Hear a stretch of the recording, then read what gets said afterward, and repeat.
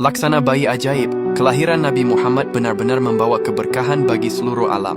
Dahulu setelah Nabi Muhammad lahir, Allah Subhanahu wa Ta'ala telah membekalinya dengan mukjizat-mukjizat yang sangat menakjubkan.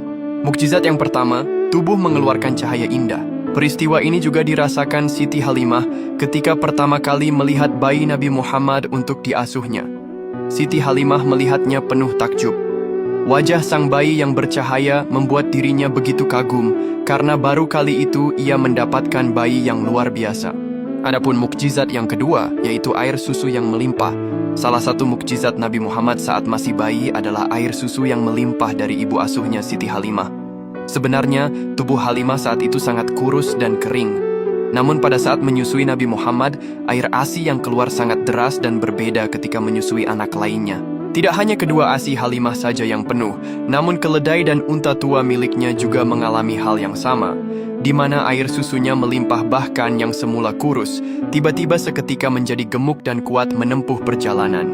Halimah dan sang suami pun bisa menghilangkan dahaga masing-masing.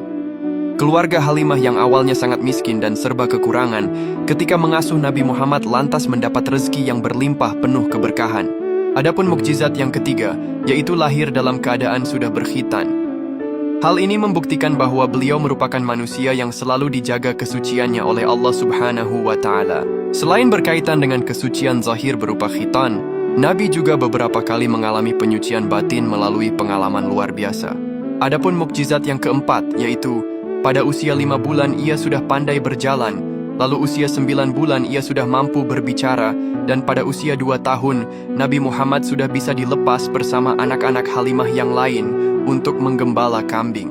Adapun mukjizat yang kelima, yaitu selalu dinaungi awan. Salah satu mukjizat Nabi Muhammad yang cukup mencengangkan adalah selalu dinaungi awan saat berjalan. Bahkan pohon yang sebelumnya menaungi orang Quraisy di tempat duduknya, tiba-tiba saja pohon-pohon itu beralih menaungi Nabi Muhammad. Hal ini bahkan sampai membuat orang-orang takjub dengan apa yang terjadi di sekitarnya. Padahal, mereka belum pernah sekalipun melihat kejadian aneh seperti itu. Mukjizat Nabi Muhammad saat kanak-kanak juga sangat dirasakan Abu Thalib saat mengasuhnya. Betapa tidak, sang paman kerap menjadikan punggung Nabi sebagai perantara doa. Apapun doa yang diminta, ajaibnya langsung terkabul saat itu juga. Hal itu banyak dilakukan Abu Thalib, seperti doa meminta hujan ketika Makkah dilanda kekeringan. Abu Thalib yakin keponakannya itu bukanlah orang sembarangan. Karenanya, Abu Thalib lebih mendahulukan kepentingan Nabi Muhammad daripada anak-anaknya sendiri.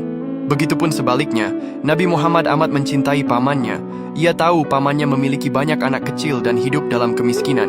Namun demikian, pamannya tidak pernah berutang kepada orang lain. Abu Thalib lebih suka bekerja keras memeras keringat untuk menafkahi keluarganya. Karena itulah, tanpa ragu Nabi Muhammad ikut bekerja seperti anak-anak Abu Thalib yang lain. Nabi Muhammad juga ikut membantu pekerjaan keluarga Abu Thalib seperti menggembalakan kambing dan mencari rumput. Abu Thalib merasa bahwa Nabi Muhammad kelak akan menjadi orang yang bersih hatinya dan dijauhkan dari dosa. Ya Allah, semoga kita semua bisa meneladani sifat dan akhlak Nabi Muhammad, amin.